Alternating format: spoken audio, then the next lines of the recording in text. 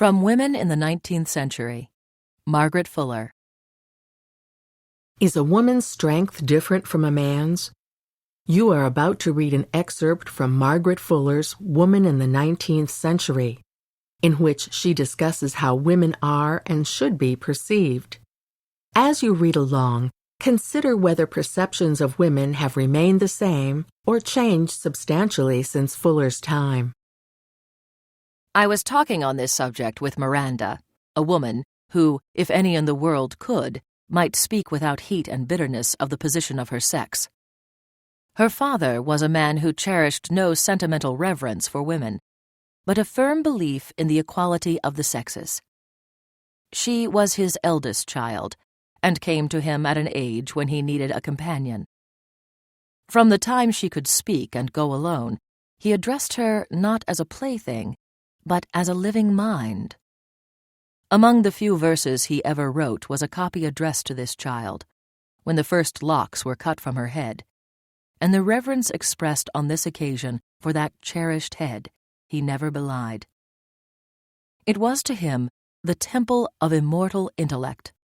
He respected the child, however, too much to be an indulgent parent.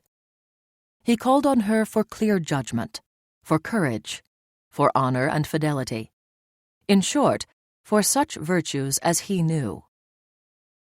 Insofar as he possessed the keys to the wonders of this universe, he allowed free use of them to her, and by the incentive of a high expectation, he forbade, as far as possible, that she should let the privilege lie idle. Thus, this child was early led to feel herself a child of the spirit. She took her place easily, not only in the world of organized being, but in the world of mind. A dignified sense of self-dependence was given as all her portion, and she found it a sure anchor. Herself securely anchored, her relations with others were established with equal security. She was fortunate in a total absence of those charms which might have drawn to her bewildering flatteries, and in a strong electric nature which repelled those who did not belong to her, and attracted those who did. With men and women her relations were noble, affectionate without passion, intellectual without coldness. The world was free to her, and she lived freely in it.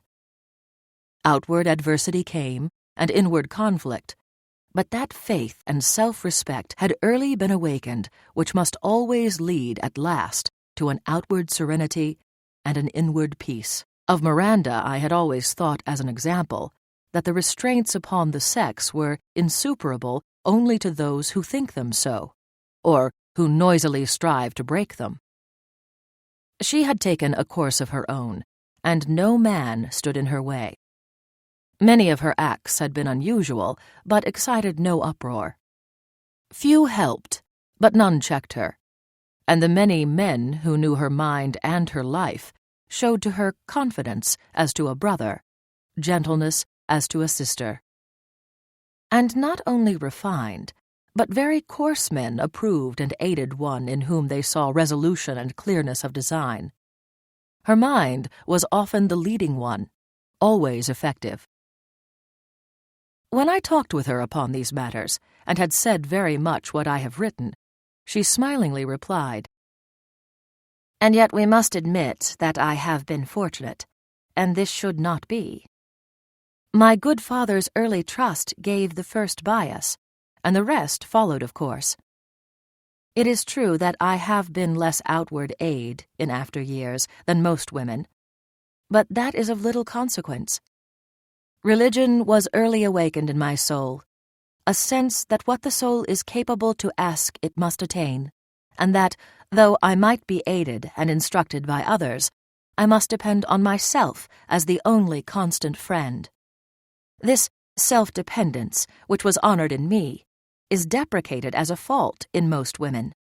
They are taught to learn their rule from without, not to unfold it from within. This is the fault of man, who is still vain, and wishes to be more important to woman than, by right, he should be. Men have not shown this disposition toward you, I said. No, because the position I early wasn't able to take was one of self-reliance. And were all women as sure of their wants as I was, the result would be the same. But they are so overloaded with precepts by guardians who think that nothing is so much to be dreaded for a woman as originality of thought or character, that their minds are impeded by doubts till they lose their chance of fair, free proportions. The difficulty is to get them to the point from which they shall naturally develop self-respect and learn self-help. Once, I thought that men would help to forward this state of things more than I do now. I saw so many of them wretched in the connections they had formed in weakness and vanity. They seemed so glad to esteem women whenever they could. "The soft arms of affection," said one of the most discerning spirits, "will not suffice for me, unless on them I see the steel bracelets of strength." But early I perceived that men never, in any extreme of despair, wished to be women. On the contrary, they were ever ready to taunt one another at any sign of weakness with, "Art thou not like the women who—" The passage ends various ways, according to the occasion and rhetoric of the speaker. When they admired any woman, they were inclined to speak of her as above her sex. Silently I observed this, and feared it argued a rooted skepticism, for which ages had been fastening on the heart, and which only an age of miracles could eradicate. Ever I have been treated with great sincerity, and I looked upon it as a signal instance of this, that an intimate friend of the other sex said, in a fervent moment, that I deserved in some star to be a man. He was much surprised when I disclosed my view of my position and hopes, when I declared my faith that the feminine side, the side of love, of beauty, of holiness, was now to have its full chance, and that, if either were better, it was better now to be a woman, for even the slightest achievement of good was furthering an especial work of our time.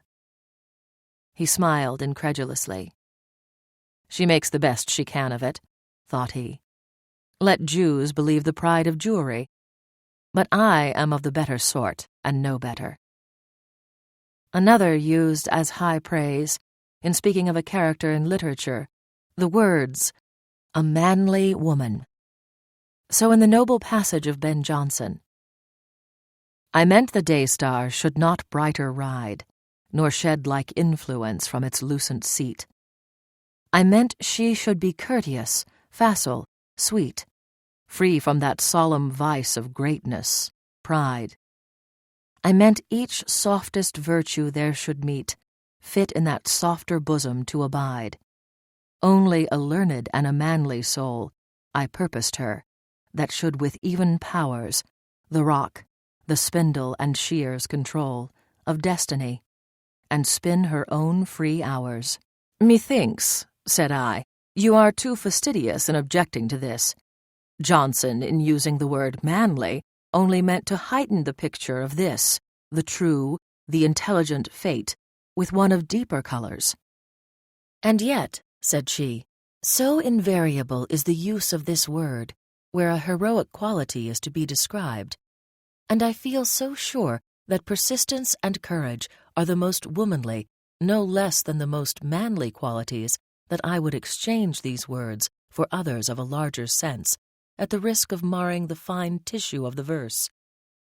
Read a heavenward and instructed soul, and I should be satisfied. Let it not be said, wherever there is energy or creative genius, she has a masculine mind.